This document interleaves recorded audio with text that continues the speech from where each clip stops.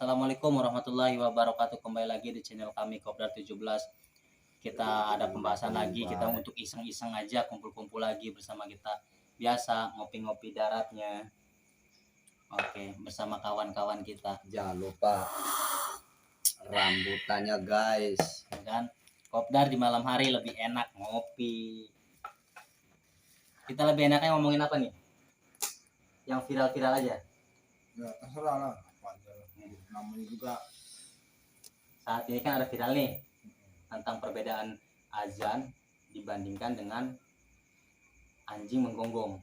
Nah, emang itu siapa sih yang bilang begitu? kalau nggak salah dari Menteri Agama kita.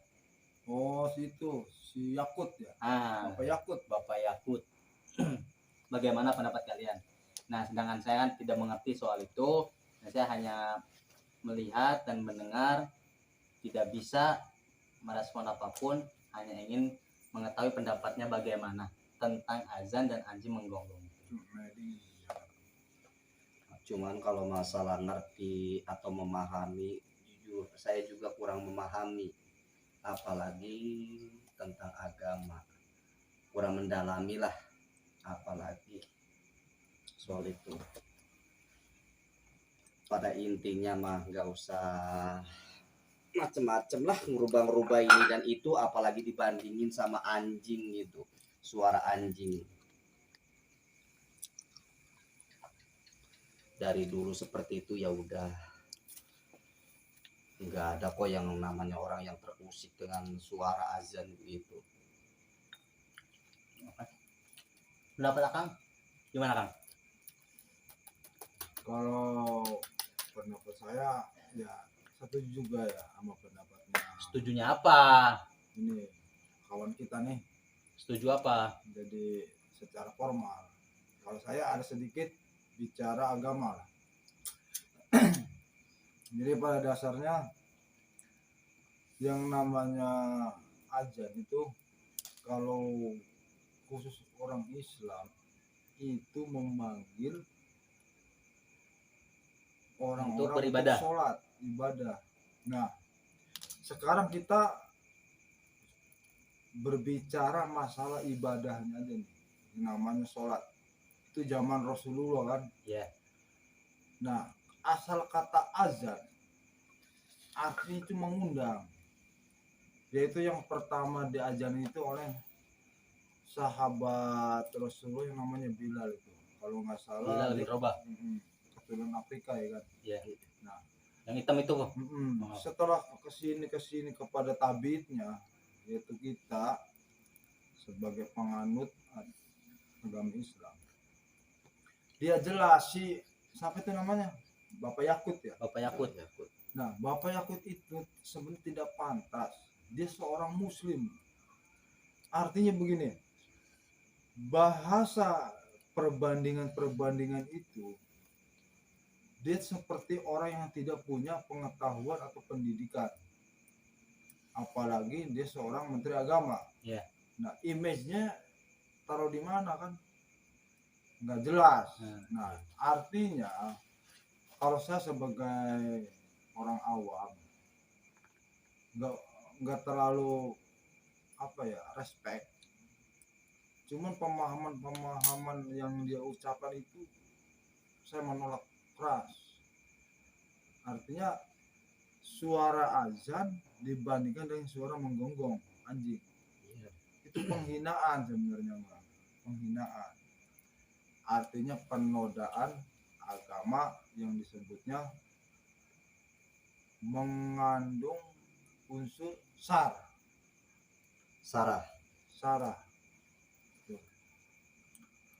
Kalau bisa, apakah dia panas mendengar azan? Ya kalau termasuk.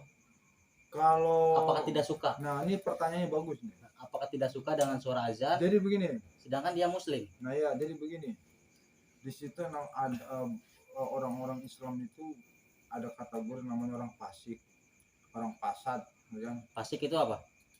Merusak gitu. Fasik. Fasad itu merugikan lah. Fase. Ya udahlah, jangan jauh-jauh. Saya mau ngejelasin begini. kan ada ntar sejarah yang akan datang nih, sejarah yang akan datang.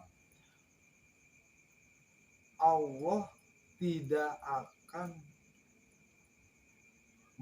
menyuruh malaikat Israel tiup trompet selagi masih ada Suara azan. suara azan. Nah, kita dikaitkan nih. Ini udah mulai nih. Berarti termasuknya yang melarang ataupun tidak ingin mendengar suara azan itu termasuknya yang mengundang hari kiamat. Iya, enggak, artinya begini. Versinya ini Nah, versi sifat dajjal. Ketika orang itu tidak ada azan suatu saat nanti itu dajjal timbul.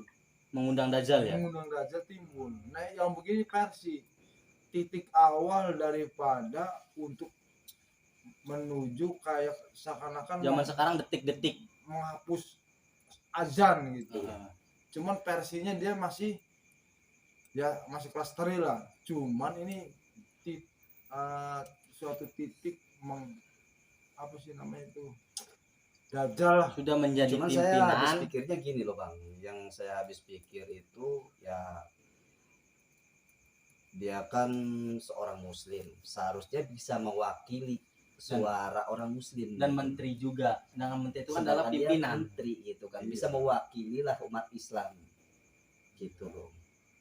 Pada intinya seperti itu. Ya, makanya tuh sebenarnya saya kan dari awal kan ngomong, masa seorang yang berpendidikan, yang punya pengetahuan S1 atau S3 tuh apa S4 lah, Doger, S-doger, cendol 500-an om. oh dia nggak punya kepikiran ke sana gitu. Nah, kalau bicara logika, sengaja atau tidak sengaja itu masih tanda tanya itu. Kalau tidak disengaja, kenapa dia ngomong? Kalau sengaja, nah Otomatis kan sudah dia jelas. aslinya itu orang Islam bukan dia, begitu aja. Tapi pakai kopea mulu om dia. Kalau kopea itu, Kopea mulu nggak yang pernah kalau dilepas. kopea itu namanya kultur adat. Oh, Nah, ciri khas Indonesia itu kopea yang diwakili oleh bapak kita Insinyur Soekarno. oh iya. Itu ciri khas. Nah, yang namanya kultur dimanapun silakan pakai. Selagi orang Indonesia, mau orang Kristen ya, mau orang ya Udah Buddha, nggak masalah. bebas, tidak ada larangan. Nah, yang jadi masalah itu begini, kawan-kawan. Contoh, kita seorang Muslim, ya kan? Tapi kayak bukan orang Muslim. Betul. Pengkhianat. Pembicaraan itu. Nah, kalau saya punya pendapat lagi secara pribadi nih, saya sebagai orang Muslim, udah turunin aja jadi menteri agamanya. nggak Itu apa-apa. termasuk orang yang munafik bukan? Ya bukan munafik lagi itu mah, bukan munafik. Tapi Itu orang-orang fasik, fasik. fasik. Apa artinya fasik tuh? Jadi orang fasik itu kelas orang munafik, cuma dia kerja Lebih parah. lebih parah. Ya intinya kepada Bapak Presiden kita Jokowi, saya atau kami ya rakyat kecil, tolonglah kalau masalah yang begitu sensitif, masalah agama sensitif, tolong diluruskan atau bagaimana baiknya Klarifikasi lah pada intinya. supaya jangan sampai mengadu dombakan, membuat kemudorotan sehingga mempecah belah negara kita yang udah berdasarkan Pancasila, ya kan, Undang-Undang Dasar 45 yang berasaskan Bhinneka Tunggal Ika. Saya sebagai orang-orang kecil, tolonglah kepada pemimpin kita Presiden Jokowi nih, tolong yang begitu-begitu bagusnya atau baiknya bagaimana, jangan sampai keresahan-keresahan ini menjadi bumerang bagi negara Republik Indonesia. Jangan sampai para ulama, para kiai, para habaib, ya kan? Ini Tapi kalau ulama sudah turun, lebih jadi itu ya perang ya. Bisa perang nggak? Soalnya itu kan satu lawan banyak. Ya enggak, kalau bicara Tapi ada juga yang pembelanya juga. Banyak sih pembelaannya, banyak yang bilang ada nggak ya, nggak ada salahnya ini dan itu. Ya masalah kita berbicara bukan masalah salah sama benarnya gitu, peraturan dari dulu. Kalau bisa sih ya udahlah, kalau memang nggak ada masalah ngapain dirubah-rubah gitu. Kalau bikin cari masalah itu sama aja seakan-akan bikin kegaduhan gitu. Terus ini celana bolong kenapa ini Kang? ini tangan bolong Kelamaan di lemari, maklum lah, rayap kan nggak pernah dikasih makan. Ini celana bolong ini kan?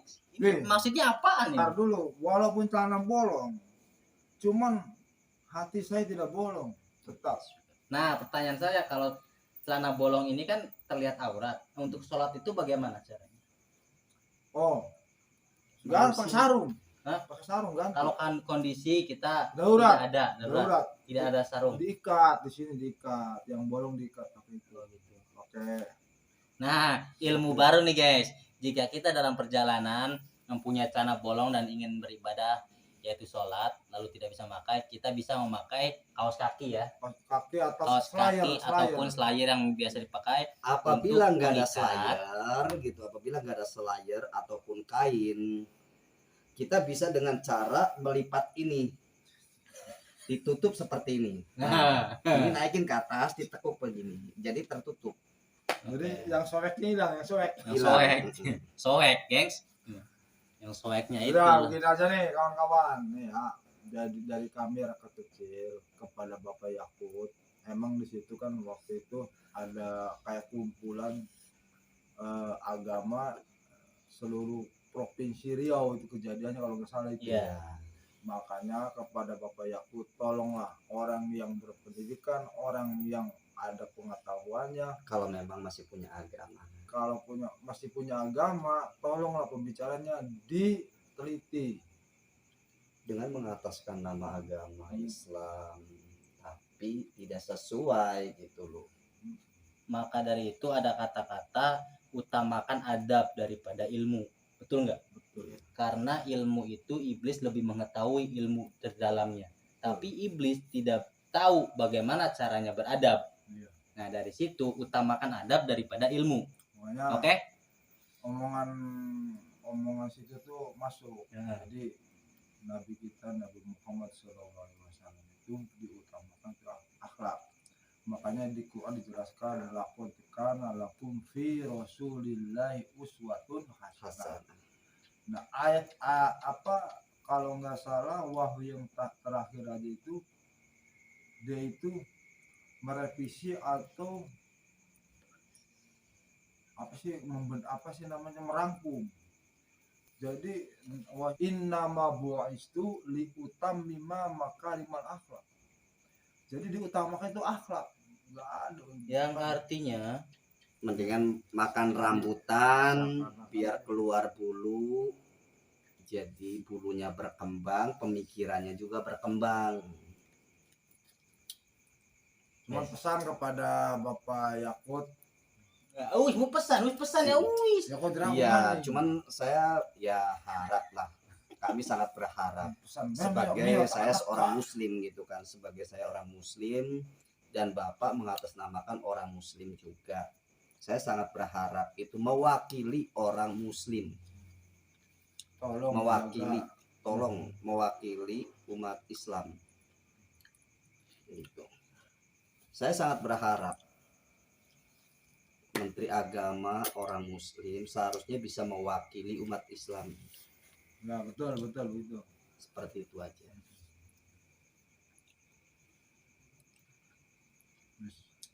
Oke guys, kita sampai sini saja Kopdar malamnya dari channel kami. Terima kasih yang sudah mengunjungi Kopdar 17. Siapa tahu bermanfaat, ambil yang berfaedahnya, hilangkan yang negatifnya. Jangan lupa like, subscribe, komennya kalau ada permasalahan ya di sini. Jangan buat semuanya. Terima kasih banyak yang sudah mampir di channel kami Kopdar 17. Oke.